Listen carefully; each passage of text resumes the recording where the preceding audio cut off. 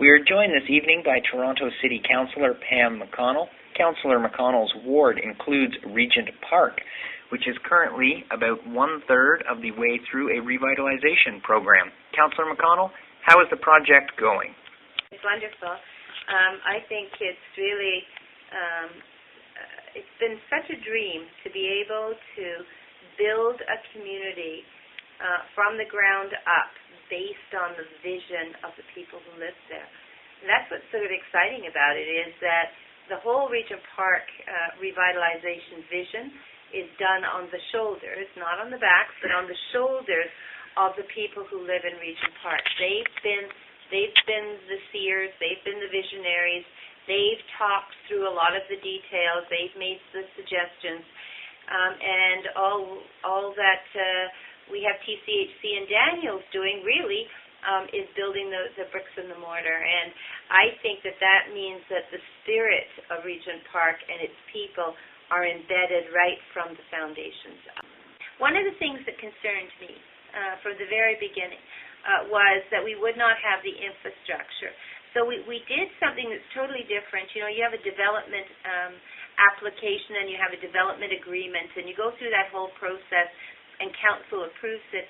In this particular process, we also did a social development framework, and we approved it. And what we're saying is, it isn't about bricks and mortar. It really is about the quality of life for people. So I was able to save, as you might remember, the famous Lord Dufferin Swimming Pool Fund, which was augmented and, I must say, anchored by $2 million contribution from the Trump Towers and some city money, and pretty soon we were able to get very close to $17 million. And when we were $2 million short, the province came up with one, and that was matched by the feds. We were not able to do anything on the cultural center. We as a city are not able to do that. We were able to do the community center, the replacement of the community center. So, you know, when it came to the cultural center, we all took a deep breath. And again, Mitch Cohen and a number of community people, and particularly also some people from Cabbagetown and people from the cultural industry went forward to the federal government and asked for stimulus money, and they got it.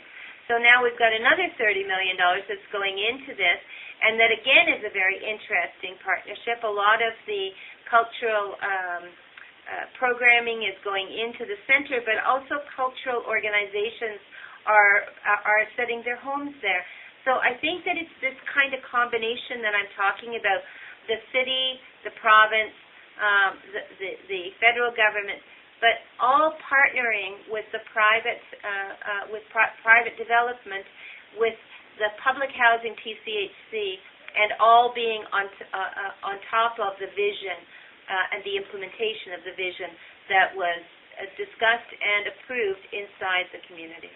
And certainly, I mean, the new swimming pool and the cultural center, it's so exciting to see that stuff. But what do you say? I know there are some people who have trouble seeing past some of the social dislocation that has happened for people who were there and had to move when the new buildings were being built, and people who say, oh, this is just gentrification. It's not anything more than gentrification. What's your message to them? I would suggest they talk to people who live there.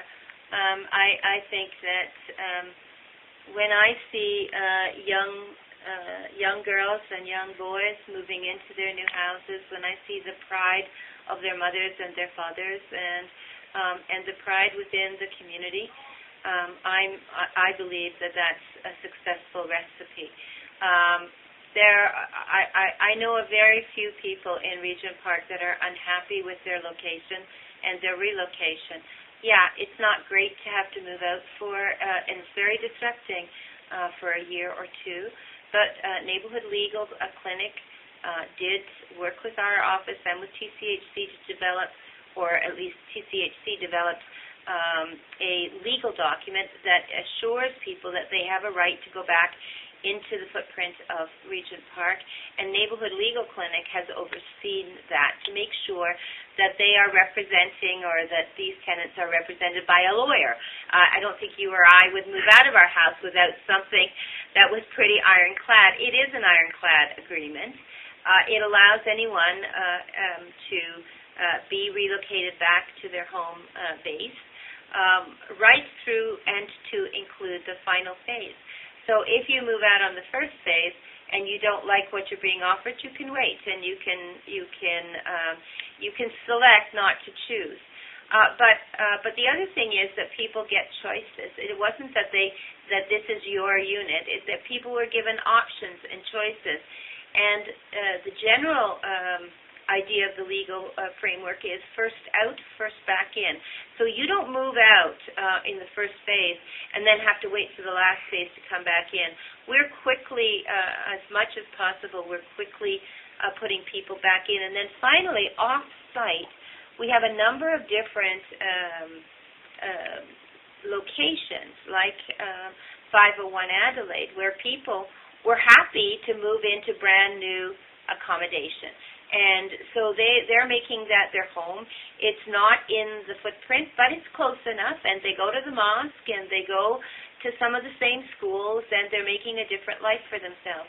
And then finally, hotel workers who were working in Regent Park, we set up as part of this redevelopment a cooperative 60 Richmond Street for hotel workers so that they can be close to the downtown. And we were able to use some of the rent supplements for that cooperative, because as you know, that's a big problem in building new co-ops. So being creative about it, there were a number of people who were working in Regent Park who were hotel workers, and they happily moved into their own co-op closer. Thank you so much. And the final question is, at this one-third stage, if you had to pick one item that makes you most proud in the revitalization and one concern, either a missed opportunity or something that we need to be very alert to in the remaining two-thirds of the revitalization process?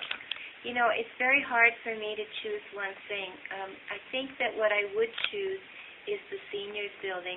It's a very interesting building because it is the district heating, and it enables the green infrastructure right throughout the community. But it is also the highest and the most glassy, the place in which there are the most eyes. And I remember that when people were in my office and the planners and TCHC and we were talking about it, I said, seniors must live there because seniors have the right to the best views in Regent Park, and because they're going to sit more hours in front of those spaces.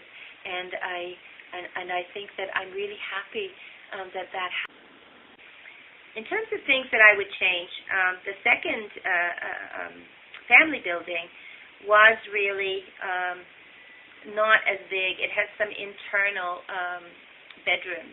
And once we realized that there were internal bedrooms and we really put our eye to it, I said we should never do that again, and we should only have families with either single moms and a couple of children, a boy and a girl. You know, there are rules as to who can get in, but these are 3 bedrooms and one of them is internal. And what I didn't want to happen was 4 children, 2 adults, and no place to do the homework, no place to be quiet, no place to get away from the family. So I think that as we move forward, we have agreed that we won't do those internal spaces, and that over time we'll try and make sure that those are more suited to smaller family units, even though they may need and require 3 bedrooms. Those are the design things.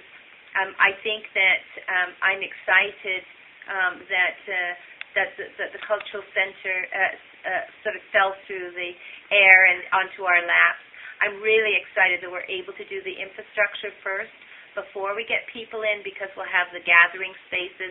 I'm really happy that the school board came along and is doing Nelson Mandela at the same time, and we're attaching a community center. You know, I just think it's a remarkable thing when people have a chance to build their future together, and that's what happens in Regent Park. What I don't want to happen is that we would see this as a cash grab, that we'd be trying to get as much money as we can. I think we really need to build a holistic and healthy community, and I think that that's what we've done. And I know that people from all over North America are coming to see it, and I hope that we use similar sorts of methods when we go to Lawrence Heights and to Alexandra Park, so that what we leave behind is a legacy for the next generation, and not a business plan that took money out of the neighborhood, but a business plan that invested in the neighborhood. Thank you so much, Councillor from McConnell, for joining us this evening.